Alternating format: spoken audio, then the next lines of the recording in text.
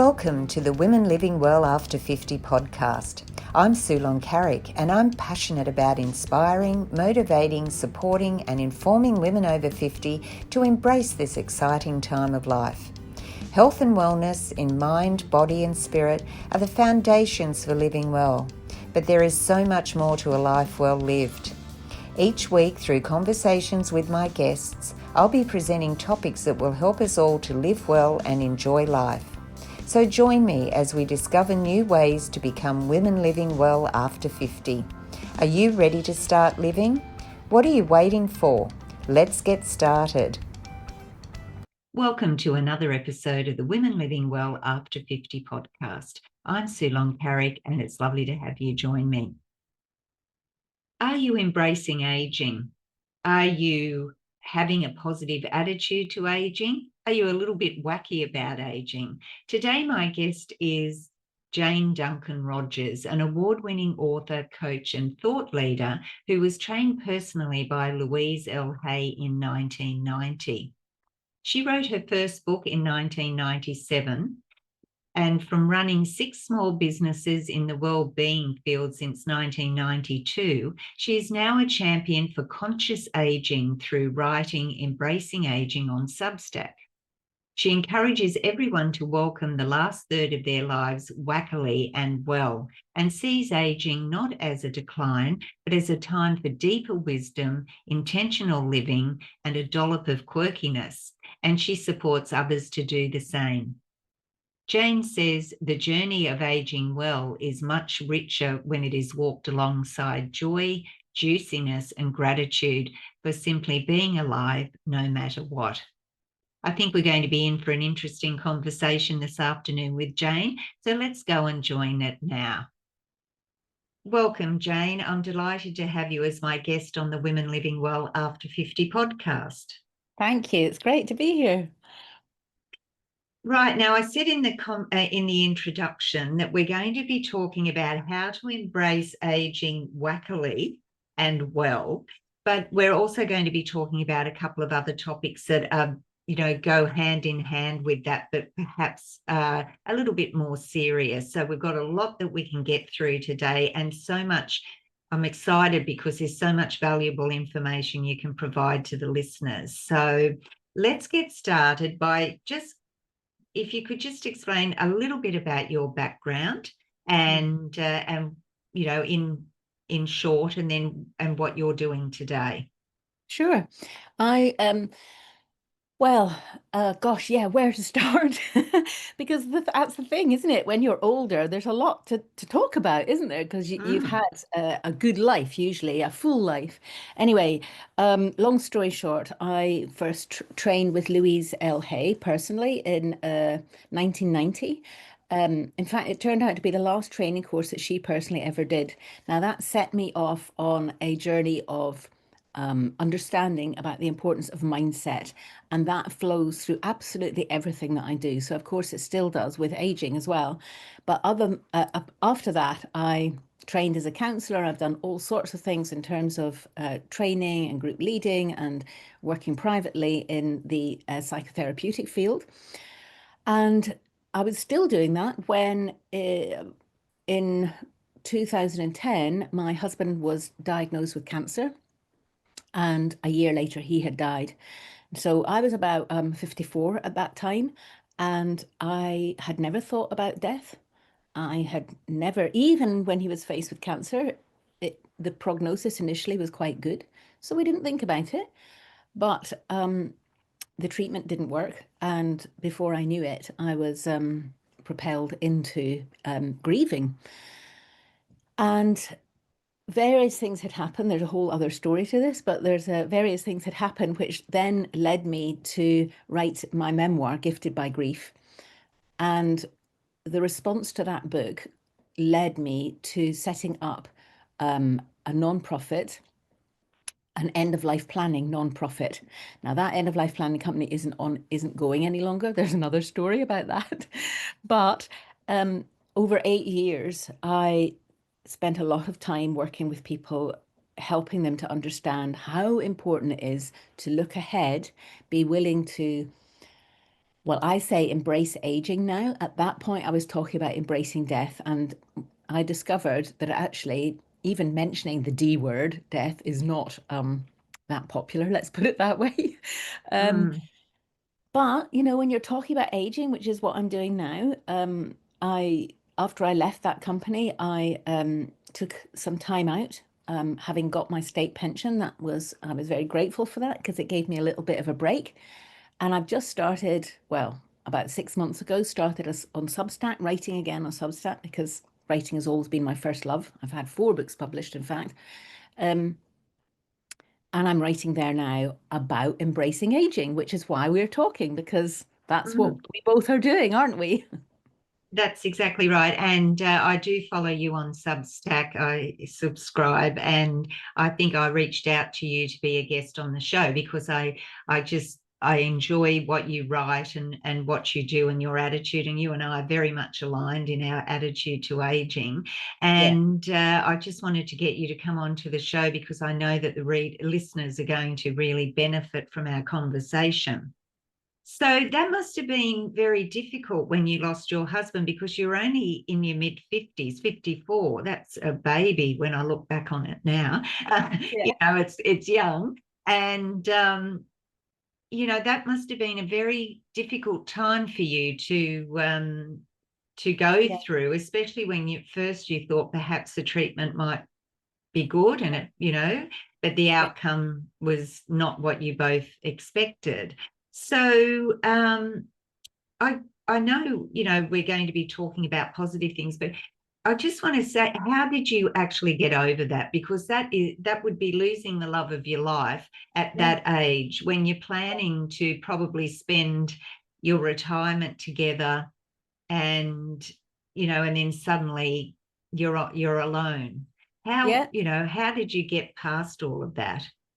Well, it was awful. It just was awful. However, having said that, um, we did feel grateful. I know it sounds odd, but we felt grateful because we had actually got a last year together, knowing that, yes, he was likely to die. And then in the last few months that he was going to be dying, and well, I suppose he was dying, except that at the beginning of that period, he was actually quite well. He'd had an operation, he'd had stomach cancer, and he'd had an operation which hadn't worked, but it bore him a little bit of time before he started feeling pretty awful again. And there's nothing like facing the inevitable end to make you appreciate what you have right now. Oh my goodness.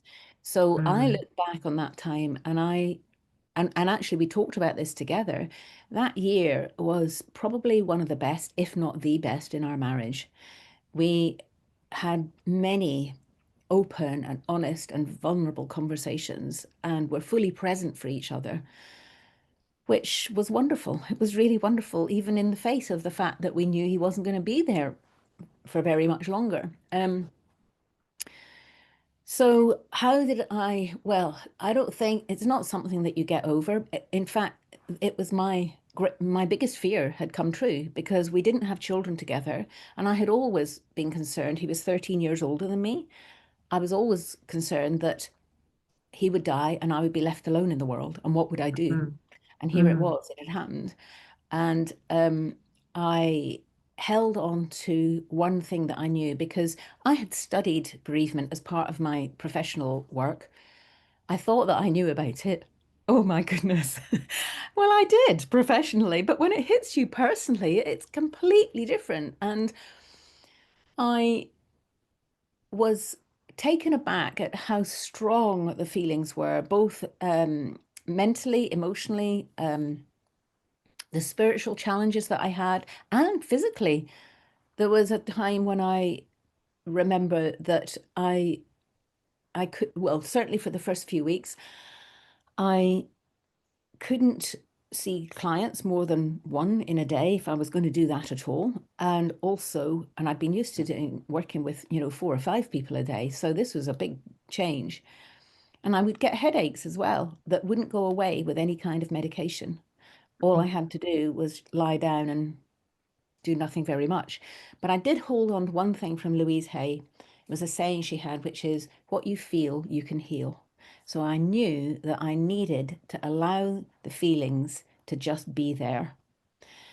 And in the end, in my book, I called that front door, back door thinking because I had an image in my mind of of the door, the front door to me being open to allow all feelings to come in. Now, usually we don't do that. Usually we Mm. keep the door shut to the ones that we don't want. And if they're feeling painful, you definitely don't want them. But holding on to this idea, I deliberately kept the door open, but I kept the back door of the house, so to speak, open as well, so that the Mm. feelings could come in and they could easily go. And that's what happened. It was very painful for on and off for quite a long period of time. And one of the things I think that happens with time is that you get used to a new situation. Mm. Eventually, you get Mm. used to it. And I promised myself that at some point in that first year, I promised myself that I, well, I couldn't, I was 54, that's quite young. I couldn't Mm. imagine the next 30 or so years of my life on my own, but I couldn't imagine it finding somebody else that I wanted to share it with Mm. either. It all felt weird. But I did promise myself that if I did find somebody else, I would keep my heart open for that possibility. And I did. I am now married again, very happily, to a man who's also a widower, and we both of us feel incredibly grateful for the lives and the deaths of our spouses, because without them we would not have met. And in fact, when we got married, we had both of their photographs there behind us during the Mm. ceremony, and it was lovely. Mm. Oh, that is lovely. Well, it was a bit of a long Mm. answer, but yeah. No, that was, a very poignant answer, but also I love the fact that we don't have to forget those that we loved. They can Never. still be there, but we have to keep our hearts open because there might be, that opportunity again. And you've certainly found that and found happiness again, and which is wonderful to hear. Now, before we get on to embracing aging, I think I'd like to carry on from that to talk about some work that have done, which I think is so important, and that's end of life planning. Yeah. And I think I said to you off air, my husband and I made our wills about 30 years ago. So we're going traveling. So we want everything in order. So we've updated those. But and I'm not struggling with that. That's okay. But what I was struggling with was the Advanced Health Directive, Yeah. which is very confronting because that's all about, when you can't make those decisions for your end of life, what you want to happen. And I Yeah. think most of us would say that we just don't want to know. And I think subconsciously I keep pushing the little booklet aside that that tells us how to do it because I don't want to confront that. But you've Mhm. done some great work in that area. So I'd like to talk about that if we may, and then we can finish on a much more upbeat note about aging, Yeah. embracing aging. But yeah, this is an important topic that I really want to talk Yeah. about if we can. Of course.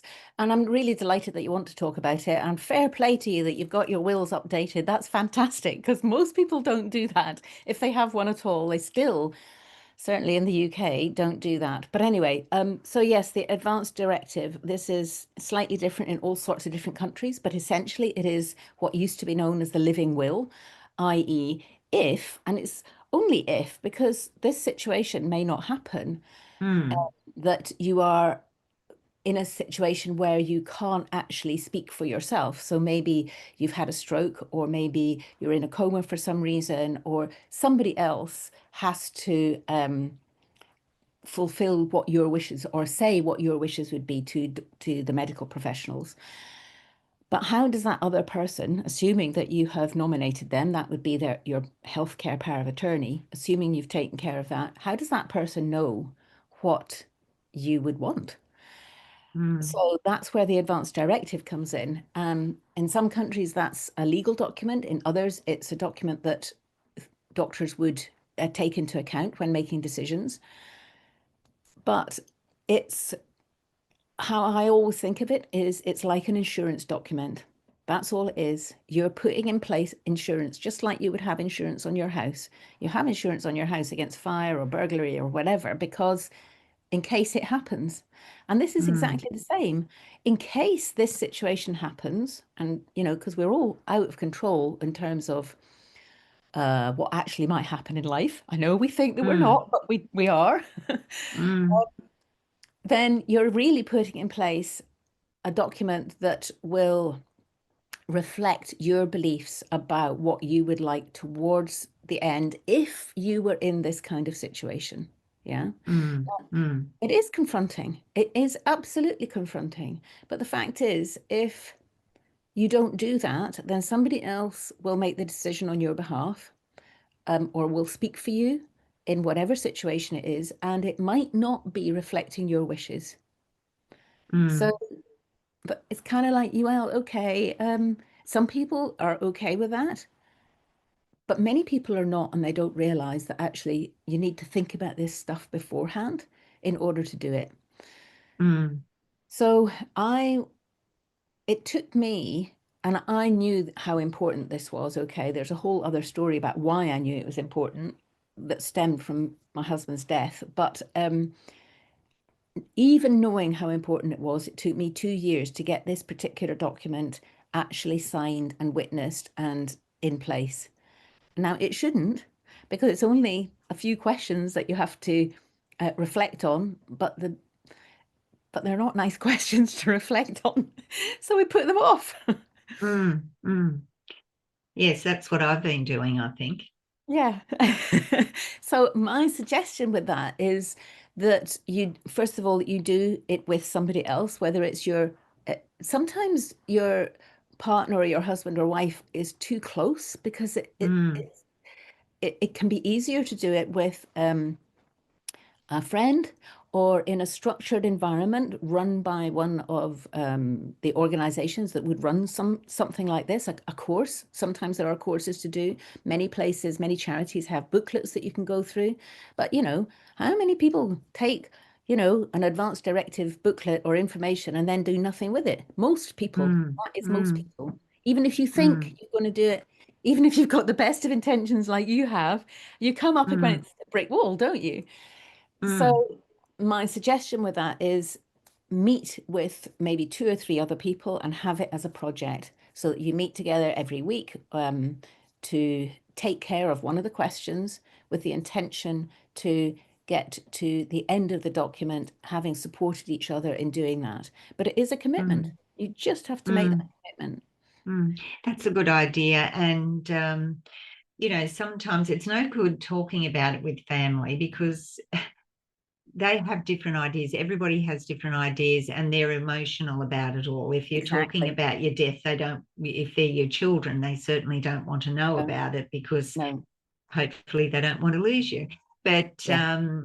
I think that, talking to someone who's impartial would help you because, it's something I think also having, well, I lost my parents when I was in my 20s. So that's a long time ago. And my brother looked after everything then. And of course, there was none of this end of life stuff or anything No. like that. But I think these days in particular, we do know we don't I don't want to necessarily put the pressure on the family because I know with my husband's parents when they died, he was executor and all of that, but he had to make some decisions on the health of his mum that Yeah. I know today he probably still second guesses himself, even if it was the doctor's recommendations and things like Yeah. that. So I think that if you can be specific, especially at such an emotional time,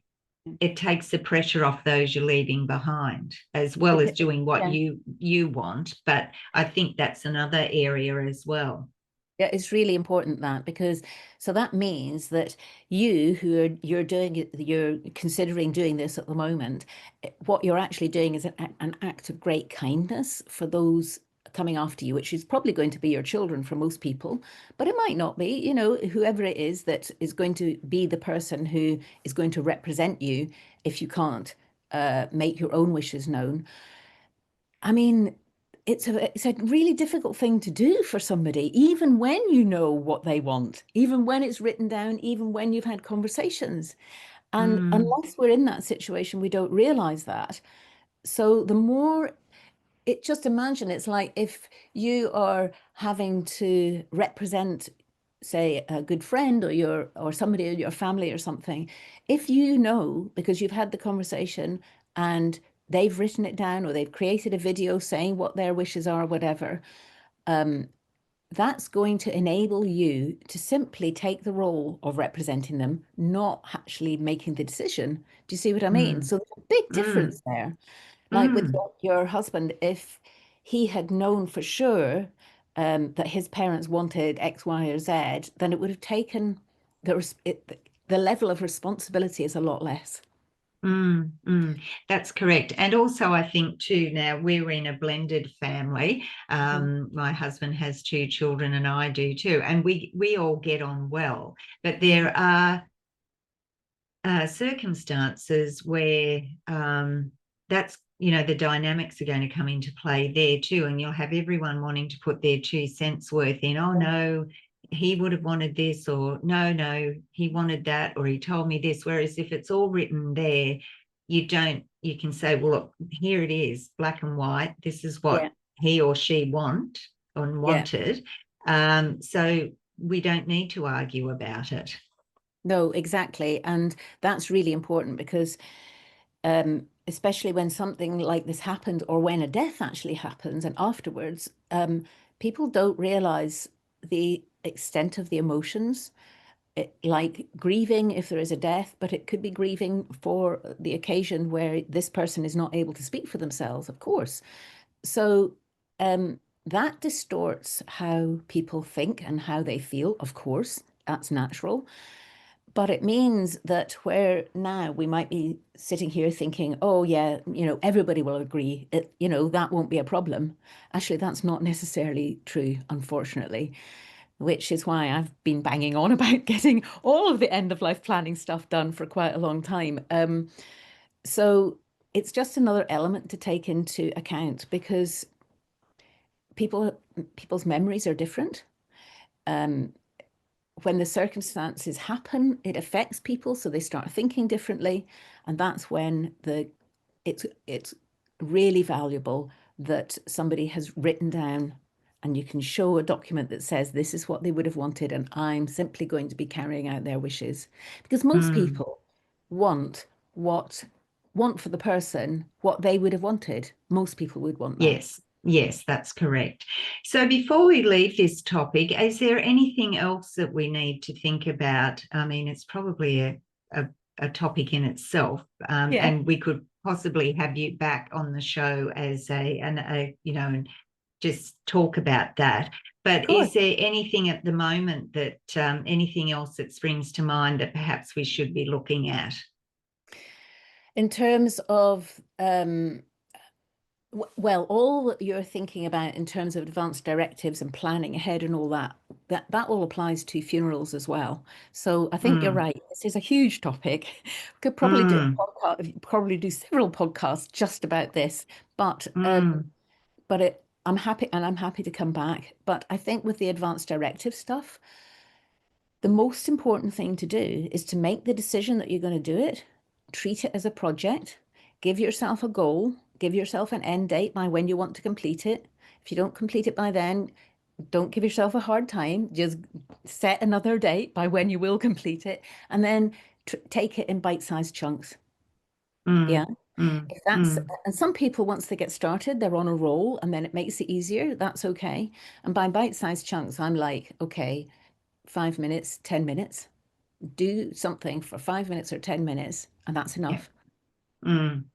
Yes, I think that is because it can become a bit overwhelming and then you go, oh, just forget it. I'll just put it aside. But if you Well, do there's that regularly, if you're doing your 5 minutes or 10 minutes regularly, like 2 or 3 times a week, and it all mounts up, it really makes a Mm, difference. mm, mm. No, that's been some great advice there, Jane. So let's move on to a bit more of a positive point, because most of us are hopefully going to be living longer.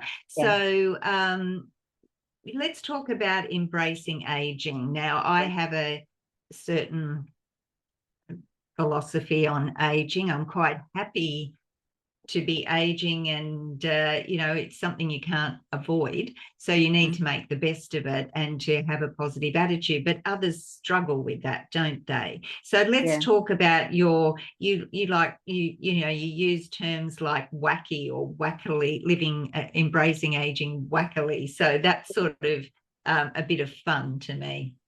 Yeah, no, absolutely. Well, it dawned on me, I'm 67 now, and when I was 65, I could remember my granny being that age, and at that time I thought that was old, ancient. And that here I was at 65 and I didn't feel like that at all. Everything was still working okay. Maybe there's a bit more aches and pains and stuff like that, but basically I was still healthy and I didn't feel old. So I I found that hilarious. I know some people would not think that is funny, but I thought it was funny. It's like, what? You mean I'm going to get old as well? This was never supposed to happen to me. And I'm sure other people will identify with that. And my way of looking at the world in general is probably a bit different from most people's in that well, that's where the wacky bit comes in. So for example, I find the idea of aging funny. I do. It's it's that it's happening to me, that the idea that I should think that I would be any different from the rest of the human race is hilarious. Now, Mm, most people don't think like that, as I said, but when you can bring in the idea of looking for the gift in whatever situation you're in, then that really starts to change things. And, I called my first book Gifted by Grief because by the time I'd written it, I had found gifts in my husband's death. Now, mm, to begin with, I would definitely not have thought about that. And if anybody had given me a book with that title, I would have just thrown it out the door, but but by the time I was writing it, which was 2.5 years on, I was full of gratitude and full of the gifts actually that I had discovered. Many of these were spiritual, but not only that. Um, so yeah, the wacky bit, I think it's all about your attitude. It really is. Because if it's going to happen anyway, the one thing that we can do, apart from obviously looking after our physical health as best as possible, um, we need to get our heads sorted out in terms of how we think about it. So, for example, I'm going to be doing later on this year an aging with gratitude experiment, and I'm just beginning to put it together now because I'm questioning, can we age gratefully? Not gracefully, which is the usual way we think about it, if we're going to think about that way at all, but can we age with gratitude? Can we actually be grateful for the aging process? mm, So I know that I can because I've used gratitude as a tool for many, many years in all sorts of situations. But I know that many other people don't think like that. So that's part of what embracing aging is to find out, is this actually possible? And if so, for an individual, what do they have to do to make that happen? mm. I think sometimes, unless you've had a traumatic experience or something that makes you just stop and reevaluate, you really take gratitude for granted. Like, for example, with aging, I have my mum and my dad and my brother all passed away in their 60s, mid 60s. Wow. Now I've got to 67. I'll be 68 next month. And for me, each year I keep thinking, I don't dwell on it, although I do mention it probably more often than I realise. But I look at it and I think, well, I'm so lucky to have got to this part. Now I'm past the ages where they passed away. And, it doesn't mean that I'm going to do the same thing, but you don't know. So therefore, you have to make the most of everything. And I know that's a bit of a cliche, but until you get that attitude, and you talk about the aging mindset and and how important our mindset is. And I wondered if you could just elaborate on that for us. Yeah, there are four pillars. They're four words. They all begin with A. I think of them as pillars for our aging process, which starts, of course, it starts from, day one, because we're aging from when we were born, but, we don't think about it until usually sort of 60 plus or whatever, or around about that age. So the first A is admitting that it is actually happening. As I said, I found that hilarious. It's not always going to be hilarious for each individual, but admitting that, so for example, the very first time that I remember seeing wrinkles on my face, I was like, hang on a minute, how did that happen? They weren't there yesterday. And of course, that's not true. They've been growing there for years and years and years. So admitting that is happening is important. Making adjusting might be necessary. Now, this depends on individual circumstances, but clearly adjustments are necessary when your body is aging and it's not always able to do things in the same way as you used to do. That you find that your society maybe is not respecting you in the way that you might have been used to being respected. There's all sorts of things under the adjustment pillar, let's say. The next one is accepting. So how do you accept that you're aging? Well, I'm a great one for talking about the elephant in the room, which I find it very difficult to be in any kind of meeting when I can sense that there's something going on underneath, but it's not being talked about. So, for example, many years ago, 2017, I think it was, I did a TEDx talk about how to do a good death. And I started it off by saying, there is an elephant in the room. I called it End of Life Ellie. The elephant in the room was End of Life Ellie. And it's because I need to speak of that. And that is to do with accepting what is happening. It's a little bit like what I was talking about earlier with allowing the feelings to come in through the front door. That's the process of accepting. Yeah. And then the fourth A is appreciating. And that, of course, brings in the gratitude. Now, it's a bit of a big ask to invite people to immediately just start appreciating the thing that they don't want to be happening, which is aging in whatever form it is that you're thinking about at the time. But let's say grey hair or wrinkles or something like that. But it works. It really works to do it because that's where you're finding the jewel in amongst all the stuff that you don't like so much. And that's where the gift is. Yeah.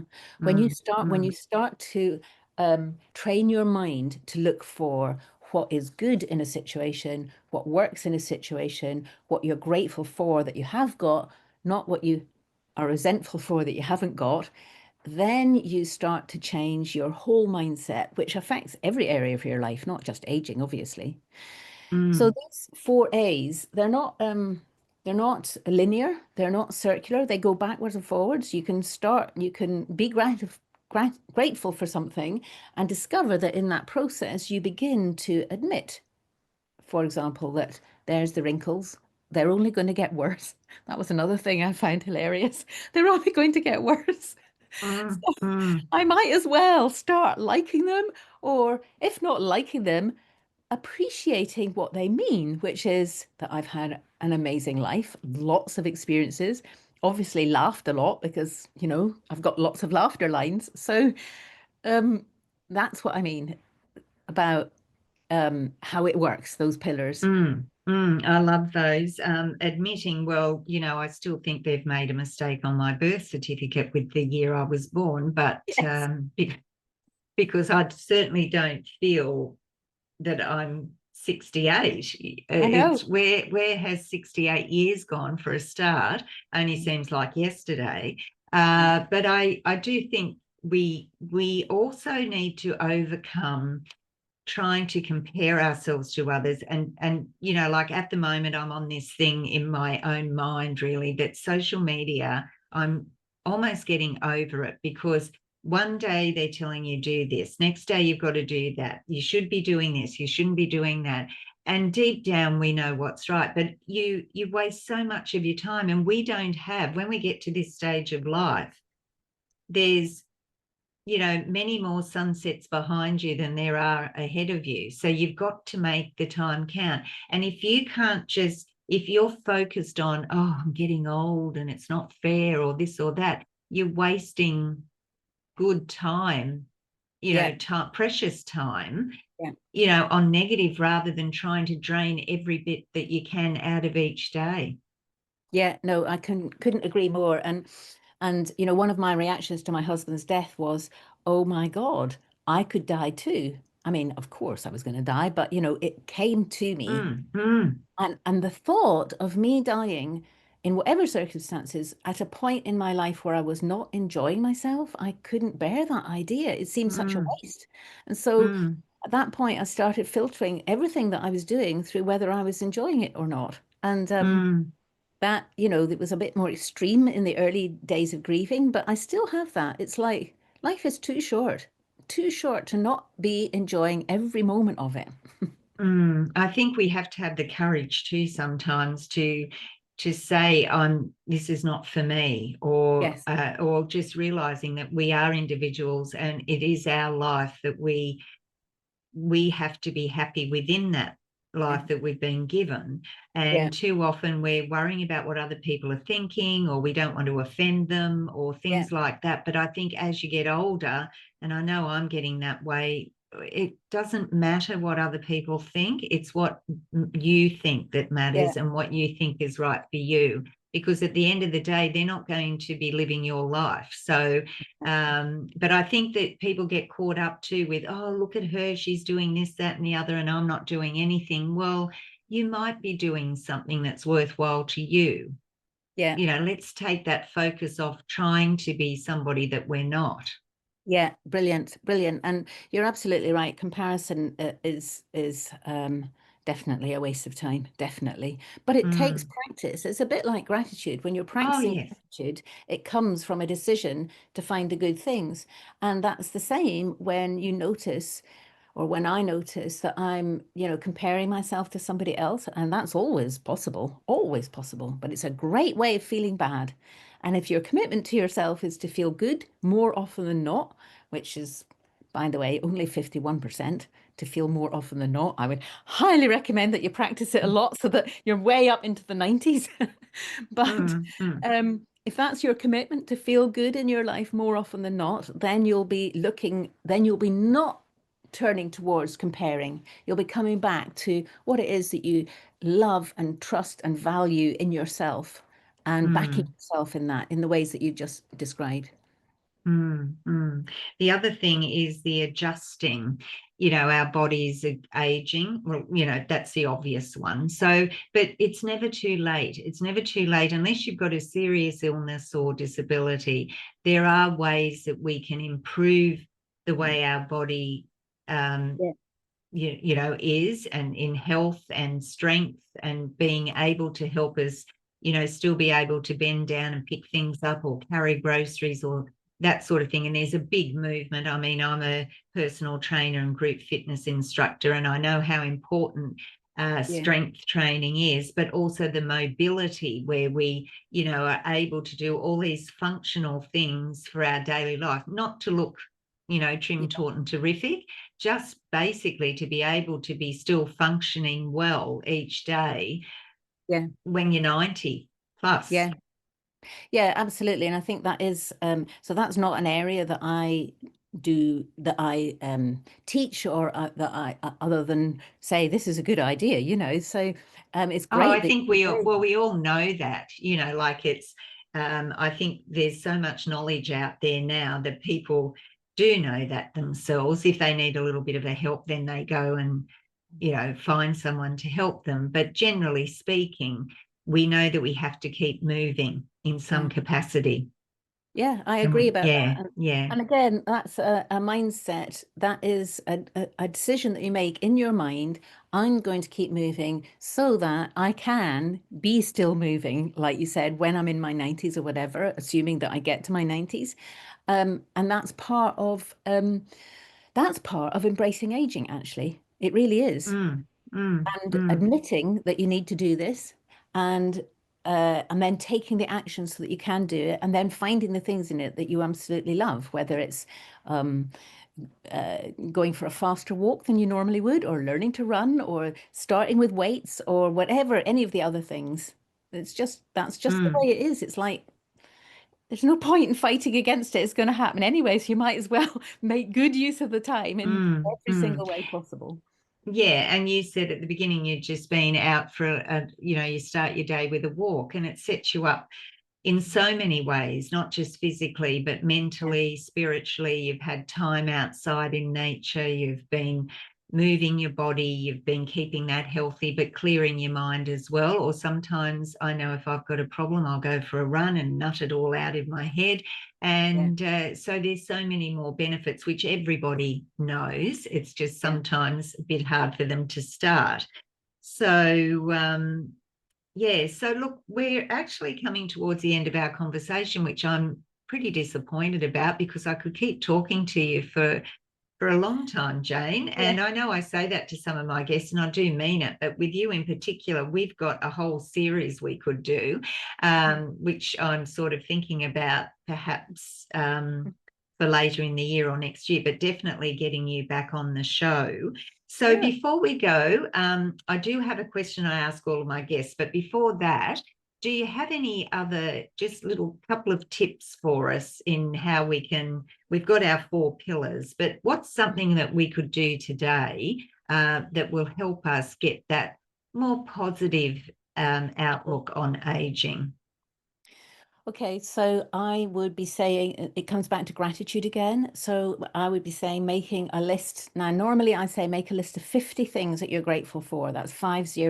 Now, lots of people go, oh my God, that's too many. If you really feel that's too many, then start with 10. But I can promise you, once you get going with this, you will find at least 50 things that you're grateful for in your life.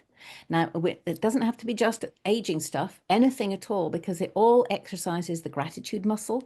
And that, I know people bang on about this, but there's a lot of banging on about it and not so much actual implementation.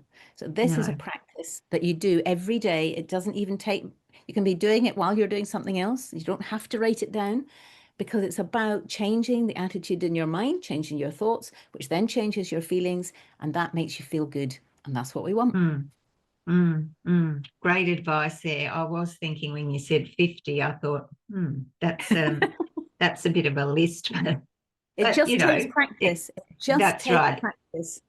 Yeah, that's right. It's like anything. Once you Exactly. start and you keep practicing, you'll get better at it, and your creativity will flow as well. So, Exactly. yeah. So, Jane, before you go today, I'm going to ask you this question.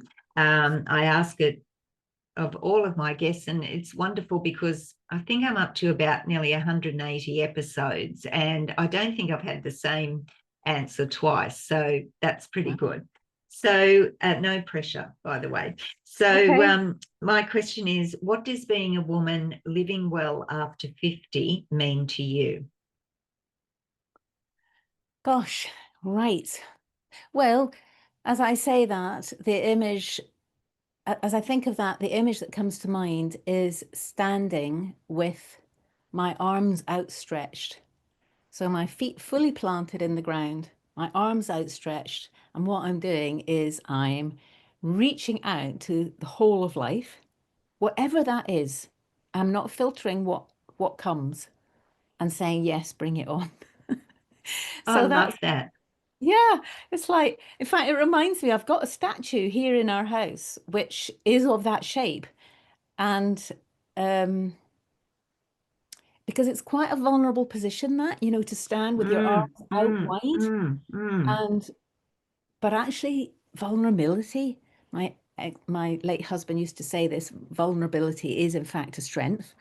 Um, mm, and your vulnerability is in your strength. So when we're willing to be vulnerable in that way, which means welcoming all that life has to bring, then you discover a level of strength that you didn't know you had. So yeah, I've been mm. saying that. Yeah. Yeah. Yeah, Bring it that's on. that's beautiful. I love that. Bring it on. And we do find that strength. We just need to believe in ourselves sometimes, don't we? Exactly. So, yeah, well, it's been lovely having you join me today, Jane. I've thoroughly enjoyed our conversation. I will be putting up all the links in the show notes to you of your Substack, your website, where people can follow you on social media. I know I'll be following you as I do already. And yeah, it's been a pleasure, and I really look forward to chatting with you again. That's great. Thank you so much. It was a pleasure. Well, I thoroughly enjoyed that conversation with Jane Duncan Rogers. We talked about lots of things to do with embracing aging, the positive feeling that we can have of gratitude, the 4 pillars: admitting, adjusting, accepting, and appreciating. But we also touched on the topic of end of life planning, which I felt was very valuable as well. I hope that you've enjoyed the episode, and you will look up Jane's links in the show notes and follow her. She has a lot to offer. So I hope you've enjoyed it and that you'd share it with a friend who I know will get benefit from it as well. That's it for this episode. So until next time, remember to live well, enjoy life, and most of all, be a woman living life your way. Bye for now.